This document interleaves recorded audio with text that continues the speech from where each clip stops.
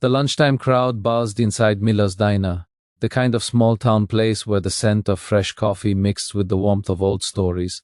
Emily Carter rushed from table to table, balancing plates, refilling mugs, and offering soft smiles that hid a weariness she rarely let show. To most customers, she was simply the kind waitress who remembered their usual orders. But beneath her apron, bills tucked into her pocket reminded her of everything she was fighting for. Outside, a sleek black car pulled up, a clear contrast to the diner's chipped paint and hand-drawn chalkboard sign. Inside that car sat Adrian Cole, a billionaire known for tech empires, magazine covers, and the kind of wealth people joked could buy a small country. Today, he was dressed casually, a baseball cap low over his eyes, no board meetings, no red carpets. Today wasn't about business. Today was about his father. Adrian helped his elderly father, Henry, out of the car. The man's hands trembled, his legs stiff from the stroke that had left him partially disabled. "Easy, Dad," Adrian murmured, guiding him gently. Henry tried to smile, but the struggle was clear. They had been touring the town where Henry grew up, hoping the memories would stir something in him. Anything that felt familiar again. The diner door chimed when they entered. Emily looked up, her practiced greeting ready on her lips, until she noticed the older man's difficulty walking. Something inside her shifted, her smile softening into something real. "Take your time," she said warmly, rushing over. "Here, let me help." Adrian looked up, startled by her immediate kindness but grateful. Emily slid an arm under Henry's and led him slowly to a corner booth where sunlight streamed gently through the window. She placed a pillow behind his back, adjusted his seat, and knelt to his eye level. "What's his favorite meal?" she asked quietly. "Pancakes," Adrian replied, surprised by the lump in his throat. "He used to make them for me. Every Sunday." Emily smiled. "Then pancakes it is." When she walked away, Adrian stared at her, a strange heaviness forming in his chest.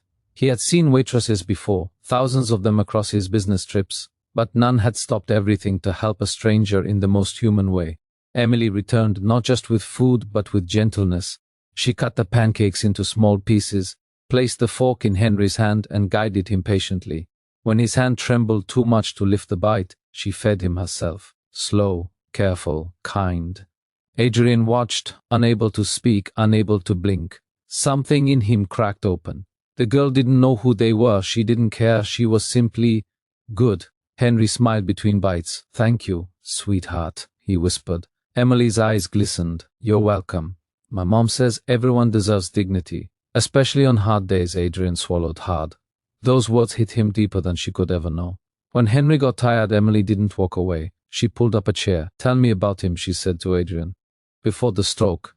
Adrian blinked. No one ever asked about the man his father used to be. They asked about his companies, his wealth, his success, not his family. "He was the strongest man I knew," Adrian said slowly. "Built houses with his bare hands. Used to sing 'Take Me Home' country roads while fixing breakfast. He taught me everything. And now," Emily said softly, "you're teaching him.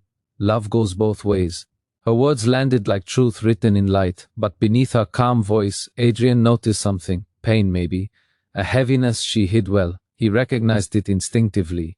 It was the weight of someone carrying burdens alone.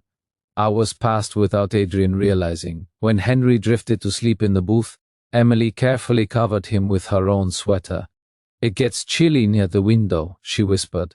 Adrian stared at her sweater, thin, old, probably the only one she owned. "You didn't have to, I know," she said gently, "but kindness is free, and people deserve it." Adrian's heart felt tight. When he asked for the bill, Emily shook her head. "On the house," she said simply. "What? Why?" She smiled. "Because today was important for him, and for you." Adrian opened his mouth, but no words formed. Billionaires were used to giving, not receiving, especially not receiving this kind of kindness, quiet, sincere, without expecting anything in return. He watched her walk away to serve another table with the same gentle smile, and suddenly he needed to understand her. When she went on break, Adrian stepped outside where she stood by the dumpsters, hands rubbing her arms against the cold. "You didn't have to do all that," he said. She shrugged. "Your dad reminded me of mine. Is he—" Emily nodded, looking down. "He passed 2 years ago. Stroke 2. I was still in nursing school, but I dropped out to take care of him. After he died, well, school wasn't an option anymore. Bills didn't wait.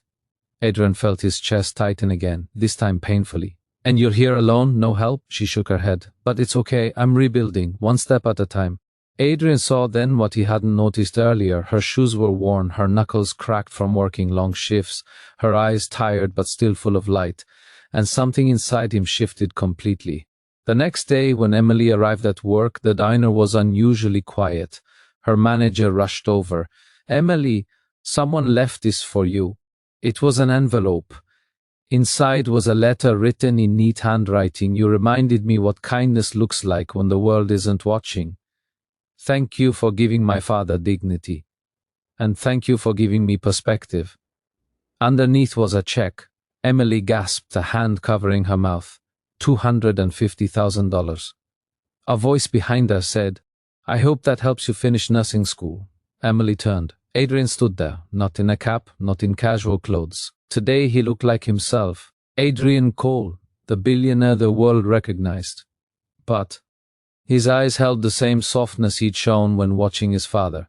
Emily's lips parted. You're just a son who watched someone treat his father with kindness," he said. "And I want that kind of heart in this world. In hospitals. In people's lives. You belong there, Emily. Not trapped in bills." Her eyes brimmed with tears. "I don't know what to say." "Say you'll follow your dream," Adrian replied gently. She nodded, crying. "I will, thank you so much." From the booth where he sat yesterday, Henry lifted his trembling hand, giving her a small smile. Emily rushed to him, hugging him softly. And for the first time in a long, long while, both father and son felt something they thought they had lost.